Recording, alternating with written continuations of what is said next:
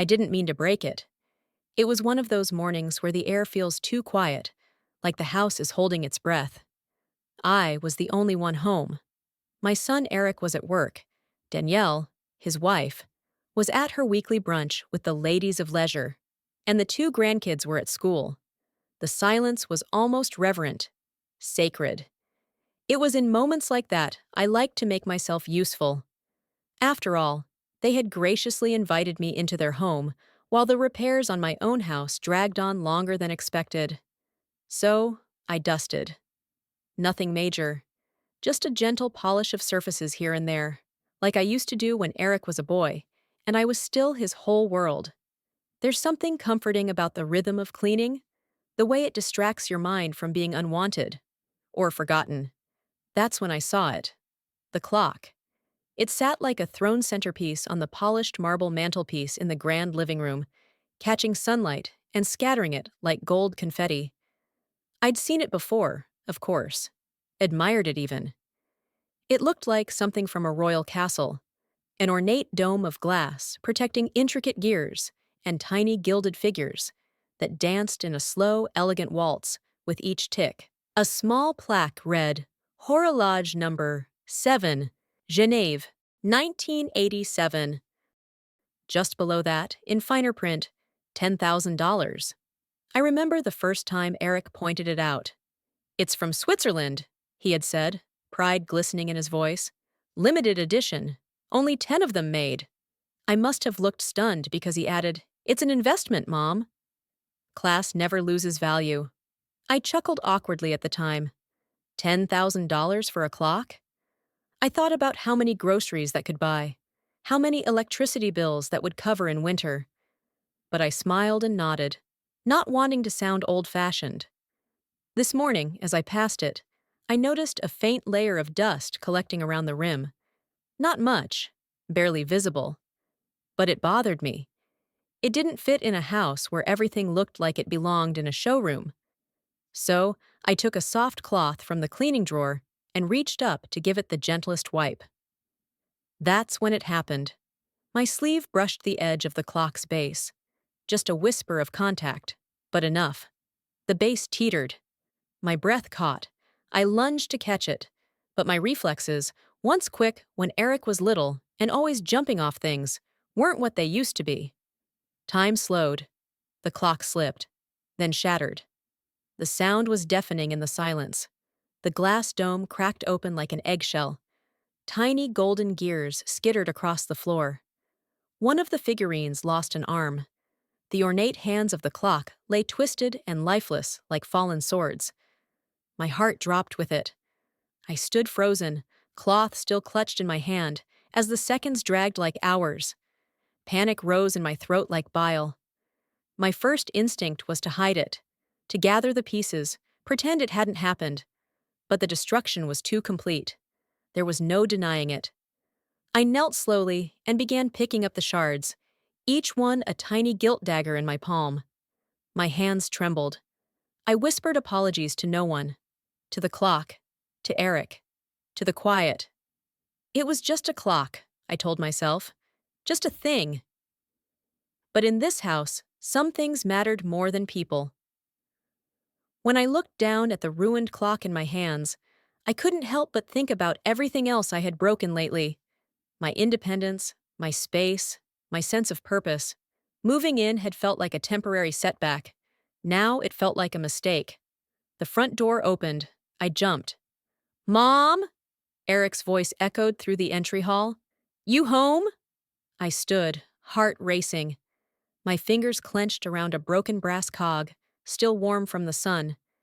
I didn't know it yet, but that sound, the crash of that clock, wasn't just the sound of something breaking. It was the sound of everything changing. Eric stood frozen in the doorway, briefcase still in hand, brows pinched in confusion.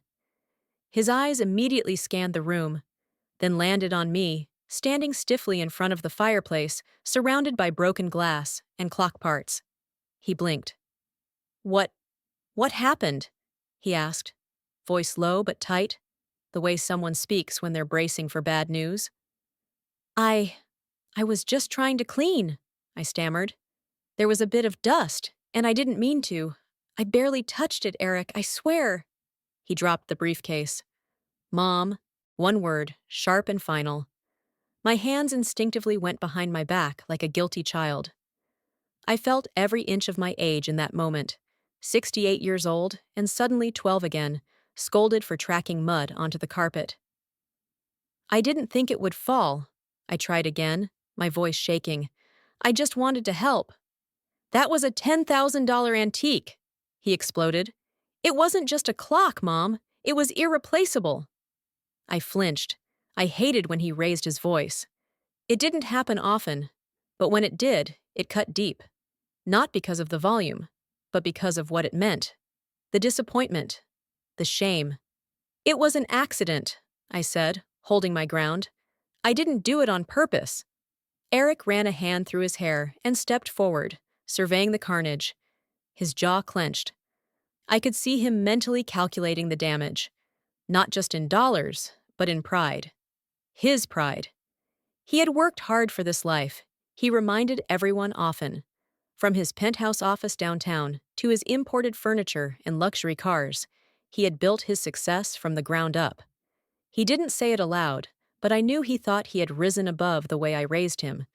Modestly, in a cramped two-bedroom house with hand-me-downs and boxed macaroni. I had done my best, working double shifts at the hospital, scrubbing strangers' floors to pay his tuition. And now, here I was, old and clumsy, breaking pieces of his polished world. Danielle arrived not 10 minutes later, high heels clicking into the foyer like gunshots. When Eric told her, she gasped and looked at me like I'd just kicked the dog. She broke it? She said, eyes wide. Why was she even touching it? I told you we needed to get her a place of her own, she hissed in a stage whisper that was anything but quiet. I pretended not to hear. Eric sighed heavily. Let's talk in the kitchen. They left me alone, standing like a statue in the wreckage. The conversation behind the kitchen door wasn't loud, but I caught snippets. It's not just about the clock. You promised this would be temporary. She doesn't understand how delicate these things are. And finally, heartbreakingly, she's becoming a liability. That last word sank into my chest like a stone. Liability. Not a mother, not a guest, not even family, just a liability. The door opened. Eric stepped out, face unreadable. Mom, he said, rubbing the back of his neck. Maybe it's time we talk about next steps. My mouth went dry. What do you mean? I mean, this living arrangement. It was always supposed to be temporary. And now, well, things are starting to feel complicated. Because I broke a clock? No. Because it's not working anymore. For anyone, I swallowed the knot in my throat. Where would you have me go, Eric? My house isn't ready. There are extended stay places. We could help with a deposit. Danielle appeared behind him, arms crossed. We could help this time, but this can't be the norm. We have our kids to think about. I looked at Eric. After everything, this is what I get? He hesitated. Mom, you know we love you, but we have to protect our home too. I nodded slowly. I felt like I was standing in the rubble of more than just a clock. It wasn't just the glass at my feet. It was years of sacrifice, of bedtime stories, of Band-Aids and birthday cakes and scraped knees and hard-earned wisdom, shattered in an instant. I see, I said softly. I'll gather my things. They said nothing. As I turned to leave the room, Danielle let out a small, victorious breath. Like she'd just won a battle she'd been fighting in silence. But this wasn't a battle. This was a funeral, not just for a clock, but for the last thread connecting me to my son's heart. I packed quietly. It didn't take long. My belongings had never really made it out of the spare room's closet, like even I knew this wasn't a place to plant roots. A suitcase here, a duffel bag there. My slippers sat by the bed like obedient pets, ready to follow me wherever I went. Eric didn't come upstairs. Danielle did. Once. Just to lean on the doorframe and watch me fold a cardigan. She didn't say anything, didn't offer to help. I think she wanted to make sure I wasn't stealing the silverware. I zipped the suitcase, heart aching as I looked around the room. The soft blue walls I had complimented when I moved in. The worn paperback I had left on the nightstand, spine cracked at page 73. The picture of young Eric in his graduation cap that I kept near my bed. I reached for it. Then stopped. No. If he didn't want me here, I wouldn't take reminders either. Let him keep the photo. Let him remember who I used to be. Before I became a liability. When I came downstairs, the kids were home from school. Sophie and Leo, 10 and 7, munching on granola bars while watching a tablet on the couch. I paused for a moment. They didn't notice me. Or maybe they did, but didn't know what to say. They were sweet kids, polite, but distant. I'd tried to read bedtime stories to them when I first arrived, like I used to for Eric, but Danielle had quickly re-established her schedule. No disruptions after 8 p.m. So I'd settled for mornings, lunchboxes, gentle hugs when they'd let me, and now I was leaving like a shadow disappearing from their routine. Would they miss me? Eric stood by the front door, phone in hand, eyes darting to the street. "Your Uber should be here in 5, he said. "Uber," I repeated, more to myself than him. "Not even a ride to the hotel?" He winced. "Danielle has the car." Of course she did. I looked at him, really looked at him, his graying temples, his tightened jaw, the crease between his brows that I remembered forming when he first got his braces at 12. He was a man now, a father, a husband, a homeowner. But in my heart, he was still my boy.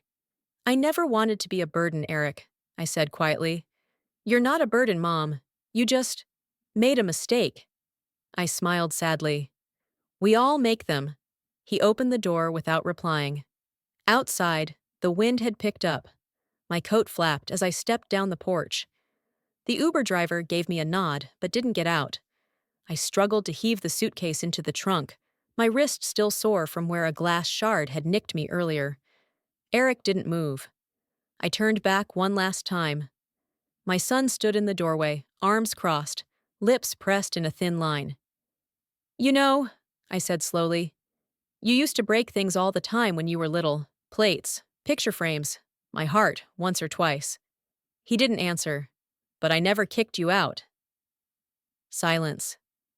Then I nodded, climbed into the car, and shut the door. As we pulled away, I didn't cry. Not yet. Not for the clock. Not even for the house. But for the moment, a mother realized her son had forgotten the weight of her sacrifices. The motel smelled of stale carpet and sadness. It wasn't the worst place I'd ever stayed, but it might have been the loneliest. Beige walls, flickering lights, and a heater that buzzed like an angry wasp. The kind of place built for people passing through, not those left behind. I dropped my bags and sat on the edge of the bed. The springs creaked beneath me. A single plastic-wrapped cup sat by the sink. I stared at it for a long while, wondering if this was what aging meant, slowly becoming disposable. I had worked my entire life, raised Eric on one income, walked to work in the snow, skipped meals so he could eat seconds, and I had done it gladly. He had been my pride, my purpose. And now, I was a woman with arthritis in her knuckles and a bruised heart. All for what? A broken clock? I laughed bitterly. That stupid clock. It had sat on the mantel like a trophy, cold, gold-plated, ticking in arrogant precision. Danielle loved to brag about it. "Limited edition," she'd say, "handcrafted in Geneva." But to me, it had just been another object in a room too full of things and too empty of warmth. I pulled out my phone and opened my notes app. I had started journaling ever since I moved in with Eric. It helped me stay grounded. I tapped a new entry. March 7th, Motel 6, Room 14. I broke the clock. But it wasn't just the glass. It was the illusion that I belonged. It's strange how the things we give up for family can turn invisible to them over time. A tear rolled down my cheek before I could stop it. Suddenly, my phone buzzed. A text from Jenny, my neighbor and oldest friend. Jenny texted, Heard what happened. You okay? Want me to come over? I stared at the screen. My thumb hovered. Then I typed back, no, I'm fine. Just need rest. Another buzz then. Jenny replied, you're not fine. And you don't deserve this. Her words cracked something open. I sat back on the bed, phone to my chest, trying to breathe through the ache. Then another buzz. This time, an unexpected number. Unknown number texted. Mrs. Dawson, this is Charlie Nolan, from Kingston and Partners. Do you have a minute? Charlie Nolan?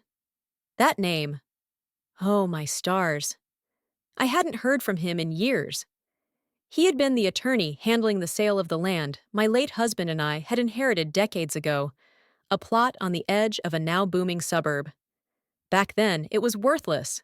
But land, like memory, appreciates in strange and silent ways. I called back immediately. Mrs. Dawson. Charlie's voice was warm, reassuring. Glad I caught you. I wanted to confirm that the wire transfer was completed this morning. What wire transfer? For the land parcel near Monroe Drive. The final bid closed at $2.3 million. I nearly dropped the phone. 2.3? Yes, ma'am. After fees and taxes, you'll see just under $1.7 million deposited. Same account ending in 7842, correct? Yes, I whispered. Correct. Wonderful. I'll overnight the paperwork for your records.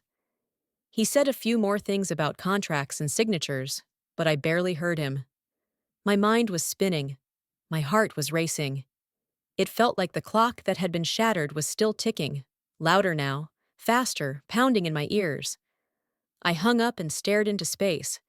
Nearly $2 million. I had completely forgotten about the land, left it alone, assuming nothing would come of it. But now, everything had changed. Suddenly, I wasn't a burden. I wasn't powerless. I was the woman who had raised a son, carried the weight of a household, and now held a fortune he couldn't imagine. And he had thrown me out, for a clock. I smiled for the first time in days. And in that moment, I knew something. I wasn't going to stay in this motel. I wasn't going to vanish quietly into the background like a broken heirloom. I had something to say, and they were going to listen. 3 days passed before I returned. I didn't tell them I was coming. I didn't warn. I didn't text. I just showed up, same way life does when you least expect it. Danielle opened the door. She looked startled. Not afraid, not angry. Just the wide-eyed panic of someone whose guilt suddenly appeared on her doorstep, uninvited and inconvenient. Margaret? She said, blinking. Why are you— Is Eric home? I asked simply. He's working. He's on a conference call. Maybe you can come back later. No, I said, stepping past her before she could protest. I could feel her eyes crawling up my coat sleeves, scanning for judgment. She probably expected me to look like I'd been crying in a motel sink. Instead, I wore my nicest scarf, fresh lipstick, and dignity like armor. The kids peeked from the den. Grandma? Hey, my loves, I said gently. Go on and play. I'll be quick. Eric came downstairs a minute later, phone in one hand, confusion clouding his face. Mom? Are you okay? I gave him a long look, and then I sat down on their pristine beige couch like I had every right to be there, which, truthfully, I did. I'm fine, I said. Better than I've been in years, actually. And I came to tell you something. He closed his laptop and leaned forward, concern slowly shifting to caution. All right, what is it? I wanted to thank you, I began calmly, because being thrown out over a clock was exactly what I needed. His brow furrowed. Mom, we didn't throw you out. You broke something extremely valuable. You didn't even apologize. I did, I said, but maybe you were too busy counting the cost. He rubbed his eyes. Mom, come on. No, I said sharply. Let me finish. I pulled out the manila envelope from my purse and laid it on the coffee table. What's that? The finalized deed transfer for the land your father and I held near Monroe Drive. Remember that empty lot we inherited when you were a baby? He blinked. I just sold it, I said softly, for $2.3 million. Danielle gasped. Eric froze. You're joking. I'm not. Silence. I leaned back, letting the weight of my words settle between us. The only sound was the ticking of a small wall clock. Ironic, isn't it? I didn't mention it because I never cared about money, I continued. But apparently, you all do. So I wanted to make something clear. I turned to Danielle. I came here out of love. I cooked your meals. I folded your laundry. I helped raise your children, and I asked for nothing. But when I made a mistake, accidentally breaking a thing, you made me feel like I had broken my place in this family. Danielle looked down, cheeks flushed with shame. I turned to Eric. I changed your diapers. I worked double shifts to pay for your field trips. I read The Velveteen Rabbit to you every night until you could read it to yourself. And when I was in your home, our home, I thought we were family, not guests, not burdens. He swallowed hard. Mom, I I didn't mean to hurt you. But you did, I said. And then, more gently, and it broke more than a clock. He looked down at his hands. I let silence linger for a beat, then stood and tucked the envelope back into my purse. I'm moving into a condo near the lake, I said. I bought it yesterday, 2 bedrooms, big windows. It smells like lilacs and freedom. Eric blinked. You're not giving us anything? I tilted my head. You want part of the land proceeds? I didn't mean that, he said quickly. Just, I thought you might want to invest it, maybe, or save for retirement, or the grandkids. I smiled. Eric, I said, I have invested in this family all my life. I just didn't realize it was a one-way fund. He looked away. Danielle bit her lip. I'm not here to shame you, I added, but I needed you to know, I may have broken your clock, but you broke my heart, and that's not something money can fix. With that, I turned toward the door. Wait, Eric said suddenly. Can we come visit? I paused. Maybe, I said, when the time feels right, and when you remember that love is louder than ticking hands on gilded gears. Then I walked out, sunlight warming my face. For the first time in a long while, I felt whole. 3 months passed. The lake outside my condo shimmered like glass in the early morning light. Birds chirped at my window, and I had taken to learning their names from a small field guide on my breakfast table. There was no noise but the soft click of my coffee mug against the ceramic plate and the hum of peace. Some days, I still thought of the clock.